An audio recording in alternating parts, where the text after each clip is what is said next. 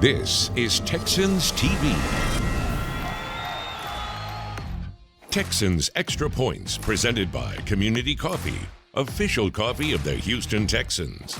Also sponsored by Reliant, the official energy provider of the Houston Texans. And by your Houston area Ford dealers. Ford is the best in Texas.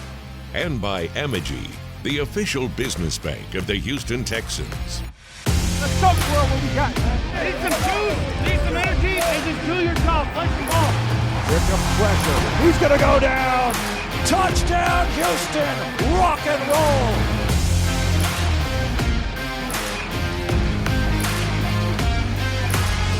Hello, and welcome into Texans Extra Points presented by Community Coffee. I'm your host, Drew Dougherty, and look who we have this week. We got some heavy hitters. We got John McClain of GallerySports.com and SportsRadio610.com. It's great to be with you. And Pro Bowl offensive lineman, Houston Texan Wade Smith.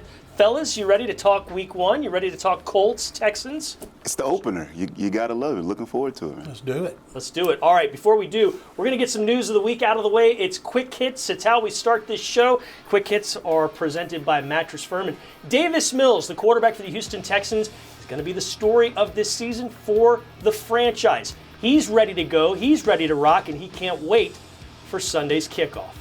Everyone's bought into what we want to do here.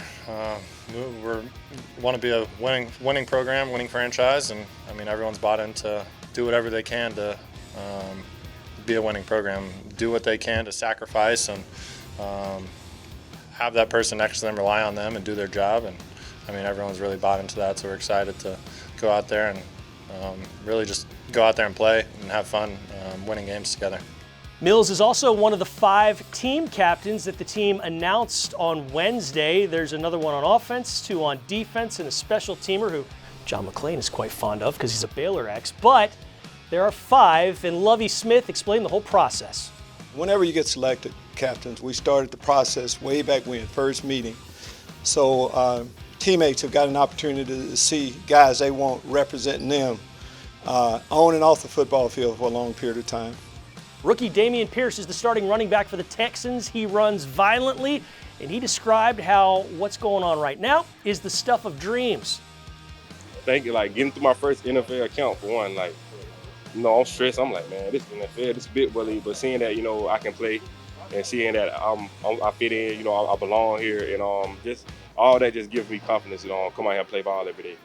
Across the way, Jonathan Taylor and the Colts, quite a run game of their own. Jonathan Grenard and Jalen Petrie, a couple Texans, and they know their hands will be full, and they embrace the challenge that awaits in Indianapolis. Great back. Great balance, maturity, IQ level, combination of everything. So, we got our work cut out for us. We just start running, they'll come to us. I would say it's a privilege. I'm honored to, be able to play football at this stage, and, I'm looking forward to the test in week 1. All right, that's some news of the week here in Texans land. John, let's start with you. What looks better about quarterback Davis Mills this year as opposed to this time last year? This time last year, he wasn't a starter.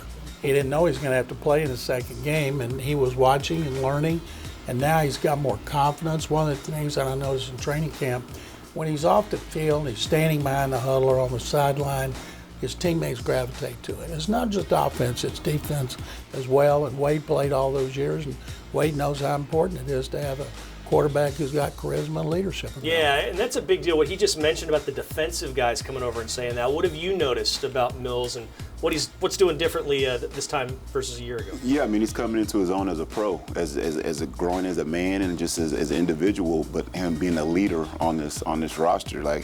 When you know that you are going to be the guy and you've put in the work all of last season plus what he's done in the off season, you're seeing that kind of that quiet confidence and that swagger that he has about himself when he walks into the huddle, when he's just behind the huddle, just his normal way that he's operating.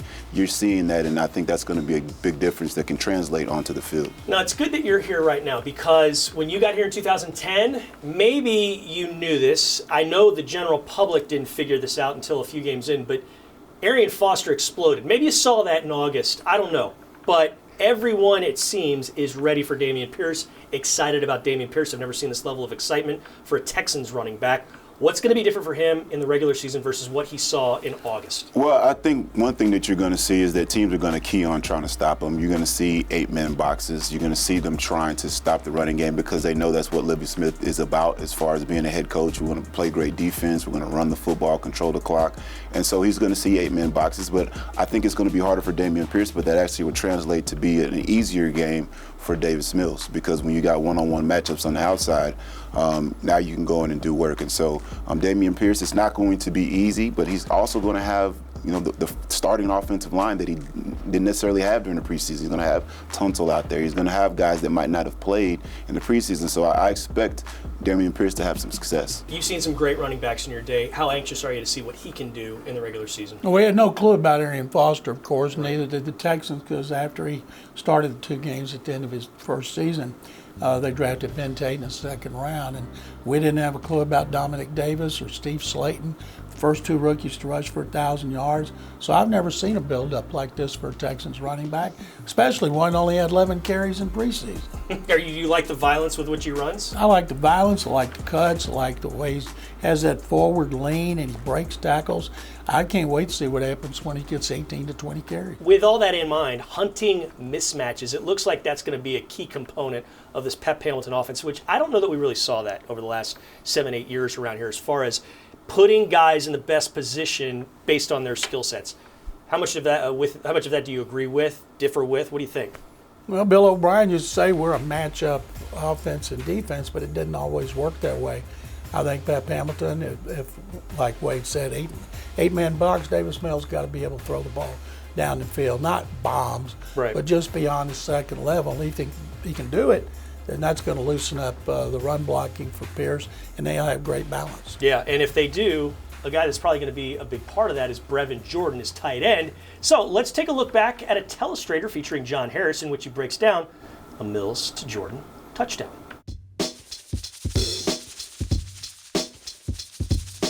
Welcome to Texas Telestrator, presented by BMW. I'm your host, John Harris, football analyst, sideline reporter. And the Texans taking on the Colts on Sunday. And one area where the Texans have to be excellent is down in the red zone. And Davis Mills has got to be a champion in the red zone, and he's got some help here. And we'll take a look at our Microsoft Surface, and that help comes in the form of Brevin Jordan, really good tight end. Now, he's got other weapons as well, but this is against the Rams last year. Texans down inside the 10-yard line. And Davis in the red zone has got to make decisions quickly. Things have got to be happening now. Drop, know already where you're throwing the ball, and zip it right now. If you drop, scan, take some time, you'll never get that ball complete because of the condensed area right in here. So Davis does a great job here against the Rams as he brings Brevin across. Now, what he's going to get is essentially a 3-deep coverage right here.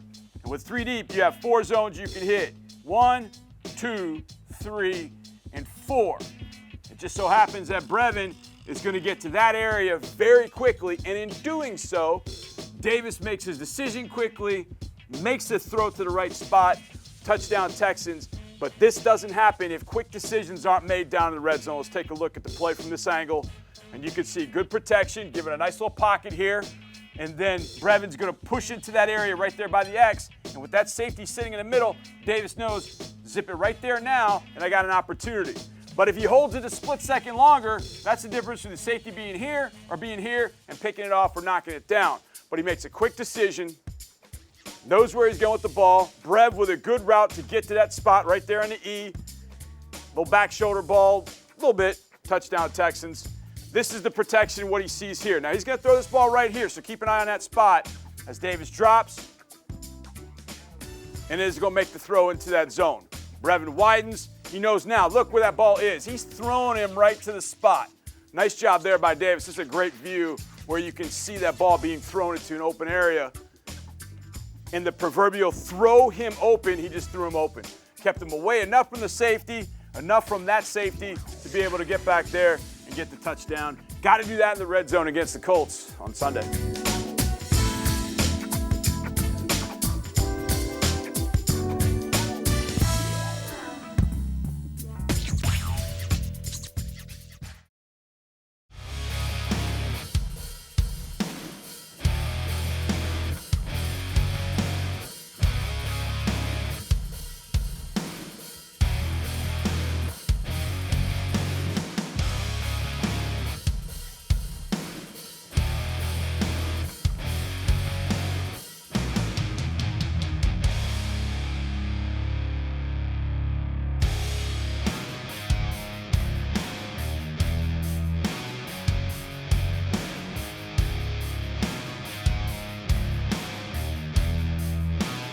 Texans opening with the Colts. They did that in 2010, and Jacoby Jones went 79 yards to the house in 2011 when they did it again. They opened with the Colts that year. That was a fun one. Wade was on the field for that one. Okay, Wade Smith, John McClain. Let's do some over-unders. 25 takeaways the Texans defense and special teams got in 2021. John McClain, do you think that number goes up? Do you think it goes down? How do you think they're going to do? Because they were a top 10 NFL squad in that regard. I think there'll be more because they got better talent on defense. They know Lovey's defense. Lovey knows his players better than he did last year. And if they can generate an improved pass rush with a lot of new guys up front, they should be able to, I'm not going to say shatter it, but improve that total significantly. Yeah, they surpass it. It's going to be good things for this team as a whole. You think they go over the 25 mark? I do think they go over, and you look at some of the players, you mentioned that there's new players. I like the idea of Jalen Petrie causing turnovers. He's just the type of guy that has a knack of being around the ball, forcing fumbles, getting interceptions. He's going to be in the mix, sack fumbles, getting after the quarterback. A guy like that, and then what you're going to see out of a healthy Jonathan Grenard, a healthy defensive line now where the rotation, which Lovie Smith loves, is having like 8 guys that you can just throw in there and get after the quarterback, be able to stop the run on the way to the quarterback. So I'm looking for them to get over on that turnover number. All right, we're going to talk about Jalen Petrie in just a moment, but let's stick with you as far as defensive linemen. Which one would you just hate to block the most out of the crew that you see the Texans trotting out there? Between Roy Lopez and Malik Collins, I would probably say Malik Collins, because Malik Collins, he can do it in the run game and in the pass game. He can get after you. He has a good burst off of the ball to where, he's trying to penetrate in the run, but then he also has a little wiggle in the pass game. So I have to say Malik Collins. We didn't see much of Jerry Hughes in the preseason. He was in the backfield the entire time in the one game he played, and the Texans, they voted him a team captain. This guy clearly has quite a bit left in the tank, doesn't he? Based on what we saw against 49ers, he does. He's 34 years old. He looked like he's 24. He made plays in the backfield. He made plays against the run, and he made a couple of plays when he was getting after the passer. I can't wait to see Hughes. He's taken great care of himself all these years. He's still 255. Having him opposite Jonathan Grenard, who should be a double-digit sack guy if he stays healthy, had 8 last year. I think those are pretty good bookend pass rushers. All right, Baylor Bear, John McClain, Jalen Petrie, Big 12 Player of the Year last year.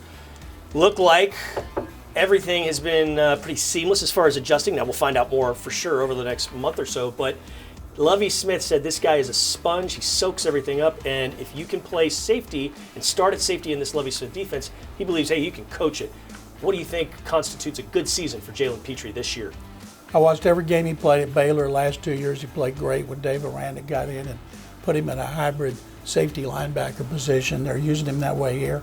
He'll rush some, he'll cover slot receivers, he'll play the run, and I think he'll have stats that'll put him in the running for NFL Defensive Rookie of the Year, where Stingley's not going to have stats. If he plays well, he's not going to have a lot of balls thrown his way.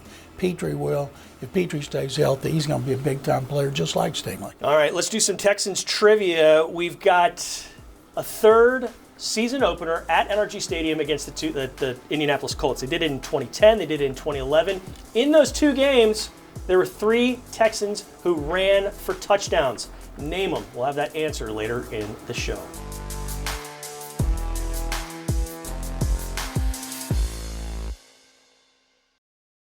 I think when we can establish a really strong run game, it can change the momentum of everything. I think the best game we ran the football last year was the Chargers game, and at the time last year they were a playoff team, and that game we moved the ball very efficiently, and I think Rex ran for 150. So when we can do that and establish a run game, it opens up everything across the board on the offense. So we're really excited to see what he can contribute and do out there.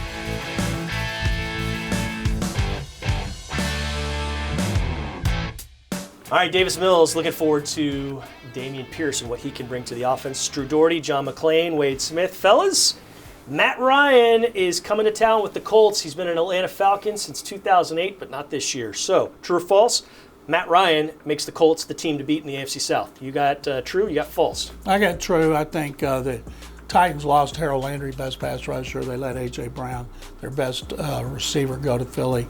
I think they're going to take a step back. All right, how about you? I say false. I think the Titans are still the team to beat in the AFC South. I look at the fact that the Colts haven't won the division since 2014, long time ago. I look at the way they finished the season last year, losing games that you absolutely should not lose. The Colts, Costanzo's not there anymore. Their left tackle.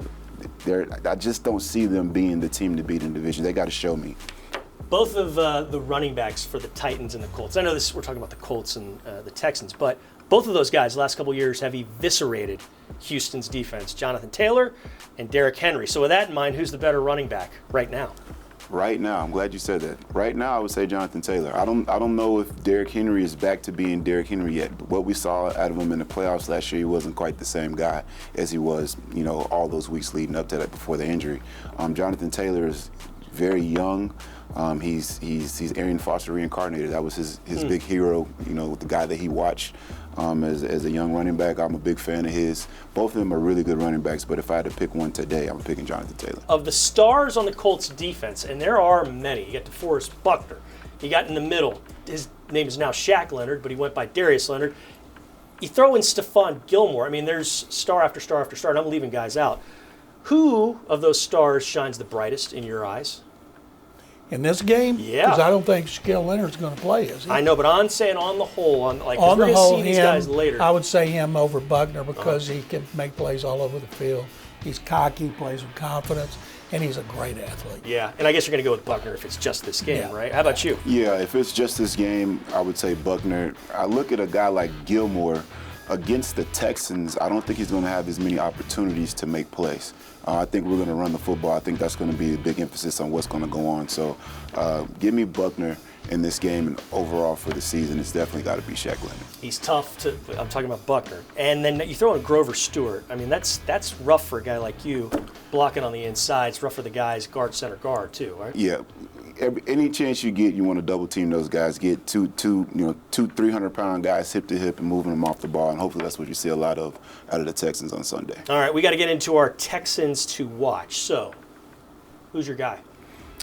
Game one, you got to go Davis Mills. Okay. This is his opportunity to come out and kind of plant his flag as I'm the starting quarterback of the Houston Texans, and I'm here to stay.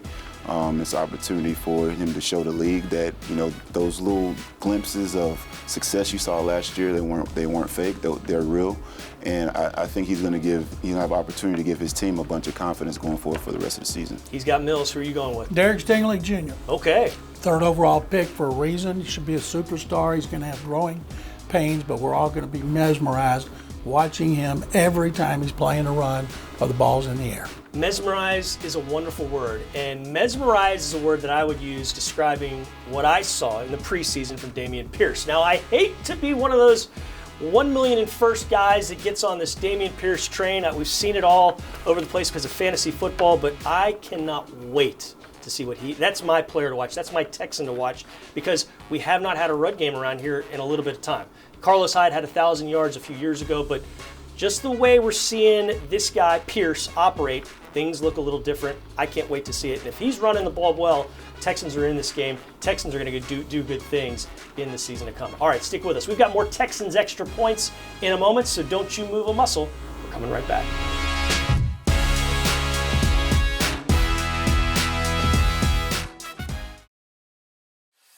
Texans Extra Points, presented by Community Coffee, official coffee of the Houston Texans. Also sponsored by Reliant, the official energy provider of the Houston Texans.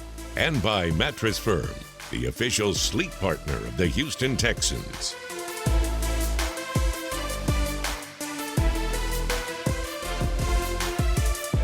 Welcome back. Earlier in the show, the trivia question was, with the Texans playing their third all-time season opener at home against the Colts, I know that's a lot to process, so think about that. They did it in 2010, they did it in 2011, now they're doing it this year. But in that 10 and 11 matchup, those two matchups, 3 guys for the Texans ran for touchdowns. Now, obviously, Arian Foster is one of those answers. He got 3 in the 10 game. He had 231 yards.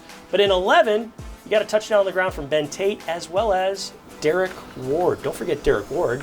I know you guys didn't I'm forget glad it. we both got all three. Yeah, I mean, that's Yeah, why man. y'all are here, because you know these things, John McClain and Wade Smith, and you know that it's time to do, well, our keys to the game. It's the Hyundai keys to the game, keys to a Texans win. So, Wade, I'll start with you again. What must the Texans do to come away with their first victory this year? So I'll start on the defensive side of the ball. Okay. I think they have to get after Matt Ryan. I think the defensive line forcing fumbles, sack fumbles, causing him to throw the ball early to where you can get turnovers in the secondary. I think that's a big key for him. And then the second thing, I think offensively, Davis Mills beating one-on-one coverage on the outside, getting the ball to Brandon Cooks, getting the ball to Nico Collins. I think those are the two keys to pulling out a W for the Texans. Okay, how about you, John? Offensively, run the ball, control the clock, keep the defense fresh, force turnovers. That's simple. 25 last year. If their mark or their goal every game is get +3 in turnover ratio. Have 3 takeaways. Don't turn the ball over. If they can do that, yeah, things usually going to go their way. For me, it's all about the interior. Get some pressure up the middle, and you think they've got a way to do that with Malik Collins. That if you're able to get pressure, you're getting strength on strength because the Colts' interior offensive line is outstanding. That means you've had a heck of a game from your defensive line. And then I'll be a weirdo and I'll still go with special teams. That's one of my staples. When you guys take what you got, I'll just always go with the special teams. Make sure that you can get an explosive play there in the return game and keep things good in coverage. Okay, really appreciate you guys joining us. Looking forward to a heck of a season to come. And if you want to come out to a game, it's real simple. Just go to HoustonTexans.com/tickets and let your fingers do the walking, and we'll come see you here at NRG Stadium. For the good folks that put this show together, for John, for Wade, I'm Drew. We will see you next time. Until then, go Texans.